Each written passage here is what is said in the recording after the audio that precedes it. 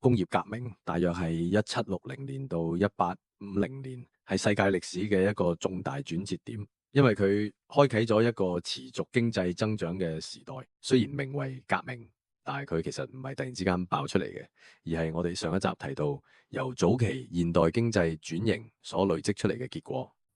如果你睇翻數據，1760年之後嗰100年，英國嘅經濟增長率大約係每年1.5%，聽落好似好少，特別係同而家動不動就8%到10%嘅經濟奇蹟相比。但係你要記住，當時嘅英國係喺度開荒，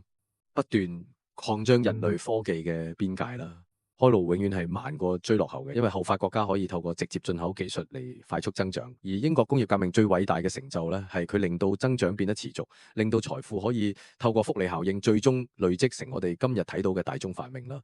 科技變革就係工業革命嘅引擎。當時出現咗一啲家喻戶曉嘅發明，例如蒸汽機、棉紡織機，仲有利用煤炭取代木材嚟煉鐵同煉鋼嘅新工藝。除此之外咧，仲有好多簡單嘅機械啦，提升咗好似整帽、製針、整釘呢類平凡行業嘅勞動力生產率。另外當時亦出現咗好多新嘅英國產品，例如著名嘅 Wedgwood 陶瓷啊，其實好多靈感都係來自亞洲嘅工藝品嘅。去到19世紀，工程師將呢啲18世紀嘅機械發明全面推廣，蒸汽機被應用喺交通工具上邊，催生咗鐵路同蒸汽船。原本只係限喺紡織廠使用嘅動力機械，亦開始被廣泛應用到各行各業。但係關鍵嘅問題嚟啦，點解呢啲革命性嘅科技係喺英國發明，而唔係喺荷蘭、法國或者係當時同樣強大嘅中國或者印度呢？講到工業革命，好多人會直覺認為係因為英國特別民主、特別保護產權，但事實上呢，當時嘅政治同文化背景比我哋想象中複雜得多。首先，當時嘅英國憲法雖然係歐洲自由主義者嘅典範，但係佢同民主仲有一大段距離。當時全英國只有3%到5%嘅人有投票權，蘇格蘭仲少，國王依然掌握住宣戰同講和嘅大權。雖然議會有權拒絕撥款打仗，但係現實中佢哋從來冇咁做過。好多現代經濟學家強調要限制稅收同保護產權，但係英國議會嘅最高權力反而帶嚟咗相反嘅結果。相比之下，法國君主雖然名義上係專制，但係其實佢哋加稅係要只得同意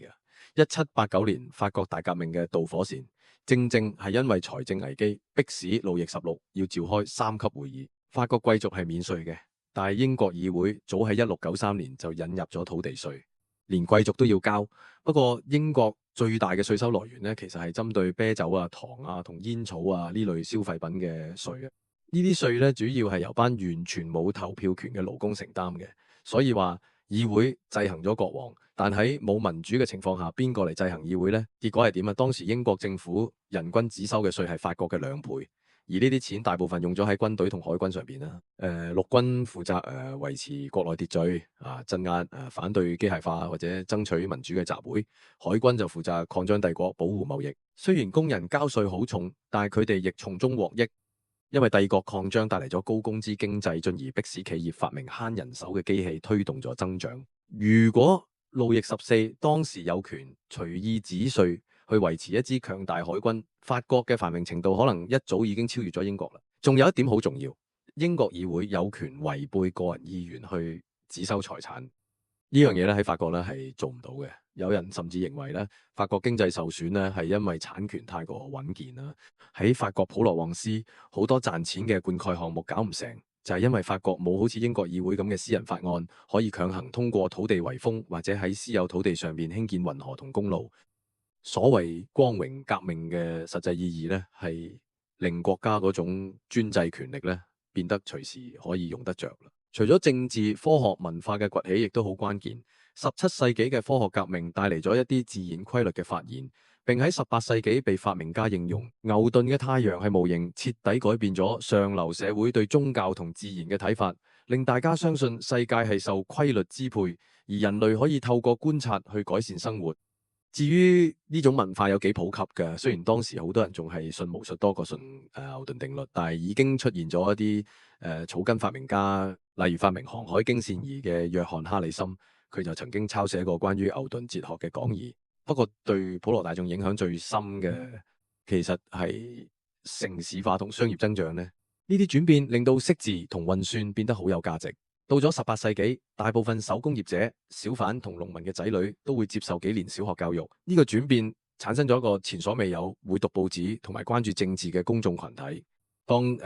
好似湯馬斯潘恩咁嘅激進分子可以賣出幾十萬本人權論嘅時候，你就知呢個世界已經完全唔同咗。雖然科學發現傳遍咗成個歐洲，上流社會對自然哲學亦都充滿熱情，但係呢啲文化發展其實解釋唔到點解工業革命係發生喺英國而唔係其他地方。真正嘅原因其實隱藏喺英國獨特嘅工資同價格結構入邊。簡單嚟講咧，英國咧當時係一個高工資啊、平能源嘅經濟體。正正係呢種結構令到英國企業發現、發明同使用工業革命嘅突破性技術係有錢賺嘅。我哋喺前兩集提過，英國嘅工資高到足以令大部分人餐餐食麵包、牛肉、飲啤酒，而唔係單靠燕麥嚟維生。但係從科技發展嘅角度睇，更重要一點係英國嘅工資相對於資本價格啊，即係機械同設備嘅成本係非常之高嘅。喺16世紀末，英格蘭南部、法國同奧地利嘅工資同資本價格比例仲係差唔多嘅。但去到18世紀中，英格蘭嘅勞動力成本已經比歐洲大陸貴咗60%。去到19世紀初咧，如果我哋攞印度嚟對比，會發現印度嘅勞動力比法國或者奧地利仲要平嘅。既然人工咁平嘅，印度企業根本就冇動力去搞機械化生產嘅。能源方面咧，亦都係同一個故事啦。英國特別係北部同中部嘅煤礦區咧，擁有當時全世界最平嘅能源啦。結果係點？喺英國，能源相對於人工係極之便宜，呢種比例喺世界其他地方根本揾唔到。正正係因為呢種工資同價格嘅差異，英格蘭嘅企業發現，如果可以用平嘅能源同資本，即係機器嚟取代貴到飛起嘅人工，就非常之有排賺嘅。當英國工人手上擁有更多嘅資本同能源可以支配嗰陣，佢哋嘅生產力就自然大大提升。呢個就係經濟增長嘅終極秘密。相反，喺當時嘅亞洲同非洲，正因為人工太過平，結果反而導向咗完全相反嘅結果。大家寧願用人手，都唔會去發展機器。雖然歷史學家霍布斯邦 Eric Hobsbawm 曾有名言提及工業革命，就係提及棉花，但係棉紡織業喺18世紀中葉其實只係一個極之微小嘅起點，直到1830年咧先增長到佔英國 GDP 嘅8%同製造業職位嘅16%咧。棉花係第一個徹底被工廠化生產改造嘅行業，佢嘅爆發式增長唔單止令曼徹斯特呢啲北方城市迅速崛起，仲直接衝擊咗印度、中國同中東嘅傳統市場。喺17世紀，世界棉花霸權其實掌握喺中國同印度手中，特別係孟加拉同蘇拉特出產嘅精美棉布，透過東印度公司運返歐洲後，令本地嘅亞麻同羊毛衫完全冇得打，甚至迫使法國同英國要用法例嚟限制進口。然而，真正推動棉紡機械化嘅動力係嚟自激烈嘅國際競爭同英國極高嘅人工水平。新智話當時紡紗越精細就越嘥時間呢。英國人發現喺高工資環境下，除非能夠發明機器嚟大規模削減人手，否則根本無法喺精細布料市場同印度競爭。當時嘅賭注極大，1750年孟加拉每年紡出8500萬磅棉花，而英國呢只有300萬磅。為咗扭轉局面，一連串發明家如哈格里夫斯 James Hargreaves 發明咗珍妮紡紗機，阿克萊特 Richard Arkwright 研發咗水力紡紗機，最後克朗普頓 Samuel Crompton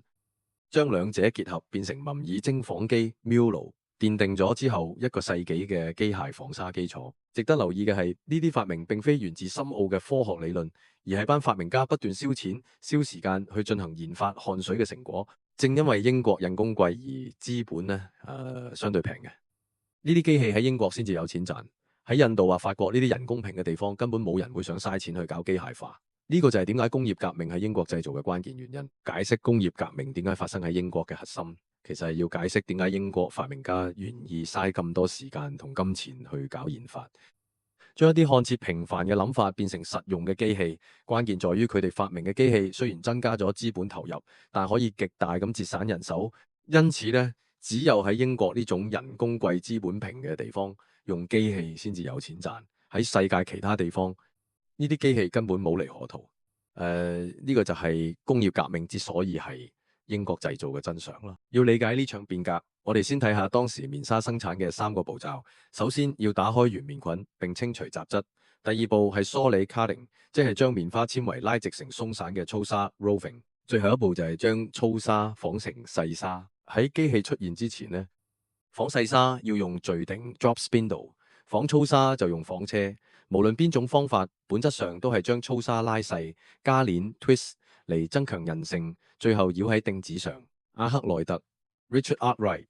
最偉大嘅成就，就係設計咗一個將呢啲步驟邏輯化排列嘅工廠模型，成為全球棉紡廠嘅始祖。其實由1730年代開始，無數發明家都喺度鑽研紡紗機械化。哈格里夫斯 James Hargreaves 喺60年代發明嘅珍妮機係第一個商業成功嘅嘗試。佢模仿人手動作，用一個輪帶動多個釘子。隨後，阿克萊特揾咗班鐘錶匠，執咗5年，終於完善咗水力紡紗機。呢部機利用幾對轉速越嚟越快嘅滾筒 rollers，將棉紗拉長拉細，原理就好似壓面機咁。最後嘅關鍵突破係克朗普頓 Samuel Crompton 嘅謀爾精紡機妙，佢結合咗珍妮機嘅拉桿同阿克萊特嘅滾筒，令英國唔單止喺粗紗市場有競爭力，連最精細嘅紗線都能夠以極低成本大量生產。呢啲機器嘅經濟邏輯好一致，雖然設備貴咗，但係慳翻嘅人工極多。1780年代嘅數據好嚇人，喺一間阿克萊特式紡紗廠，喺英國嘅回報率係40%，喺法國得9%，而喺印度連1%都冇。既然投資者預期回報要15%，結果就係英國起咗150間廠，法國得4間，而印度一間都冇。喺法國或印度發明呢啲機器根本係嘥氣，因為用人手仲平。不過呢個局面呢，隨住技術進步而改變呢。英國發明家之後呢，不斷改良機器，唔單止慳人工，仲開始咧慳埋資本成本。去到1820年代，連歐洲大陸都開始覺得用機器有錢賺。到咗1850年代，連墨西哥同印度呢啲低工資地區都開始引入改良版機械。最終到咗1870年代，棉紡工廠生產開始全面向第三世界轉移，完成咗一場跨越一個世紀嘅全球產業大洗牌。如果要揀工業革命最偉大嘅發明，蒸汽機一定係第一名，因為佢將機械動力由工廠帶到去鐵路同遠洋輪船，徹底改變咗人類移動嘅速度。蒸汽機呢，其實係科學革命嘅副產品。喺17世紀，物理學界最熱門嘅話題就係大氣壓力，由伽利略、托利察利到波爾爾，咁成個歐洲嘅頂尖科學家都喺研究嘅。當時嘅科學家發現，如果你喺圓柱體入邊製造一個真空大氣壓力，就會將活塞壓入去。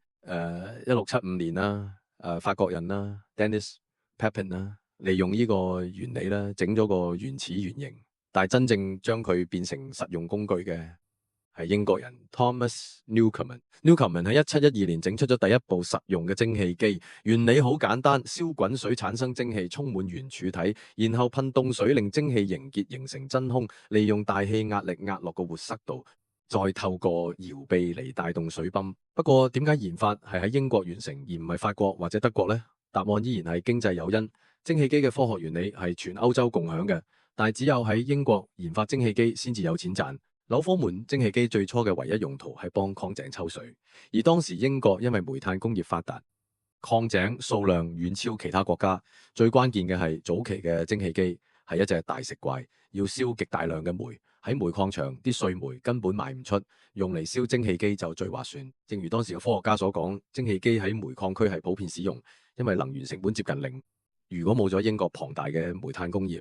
蒸汽機好大機會胎死腹中嘅。蒸汽機後來可以應用到全世界，係靠一連串工程師不斷改良。佢哋將每馬力小時嘅耗煤量由紐科門時代嘅44磅大幅削減到19世紀末嘅1磅。咁呢度有個好諷刺嘅點啊，英國工程師嘅天才嘅，最終親手毀掉咗英國嘅競爭優勢，因為佢哋將蒸汽機改良到效率極高，令到即使喺能源好貴嘅地方用蒸汽機都有錢賺。就係咁，工業革命嘅技術開始流向全球，開啟咗全人類嘅工業化時代。工業革命最偉大嘅成就唔係在於嗰幾件18世紀嘅發明，而係因為呢啲發明並唔係一枝獨秀，同以前幾個世紀唔同。18世紀嘅創新觸發咗一連串持續不斷嘅技術突破。我哋繼續睇翻棉花產業，雖然18世紀嘅發明已經將紡紗變成咗工廠模式，但係當時嘅織布依然係靠工人喺屋企用手織機慢慢整嘅。改變呢一切嘅人叫艾德蒙卡特萊特 Edmund Cartwright， 佢用咗幾十年時間，甚至散盡家財，就係為咗完善一部動力織布機。有趣嘅係，佢嘅靈感竟然係嚟自當時喺凡爾賽宮大受歡迎嘅自動機器，譬如沃康松啦、Jack DeVilkinson 整嗰隻識拍翼、識食嘢，甚至識撕屎嘅機械鴨啦。咁當時伏爾泰仲講笑話，如果冇咗呢隻鴨，法國就冇嘢可以令人記住佢嘅榮光啦。卡特萊特就諗，既然機械可以做到揼屎咁複雜嘅動作，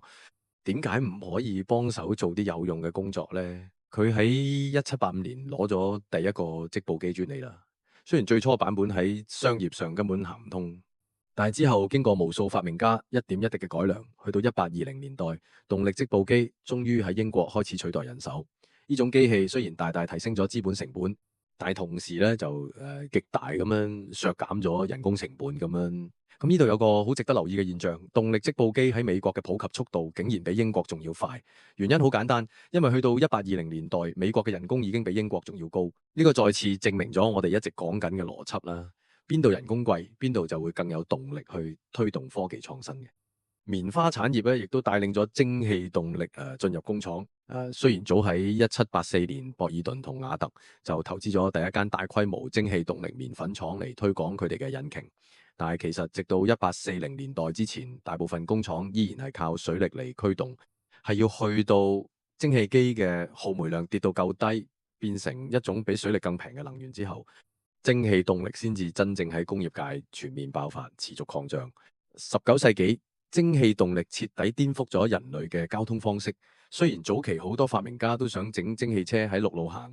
但係因為當時啲路太難啦，全部都失敗咗。解決辦法就係將引擎擺喺軌道上面啦。其實煤礦場一早就用木軌或者鐵軌嚟拉貨啦。1804年 Richard Trevithick 整咗第一部蒸汽火車頭。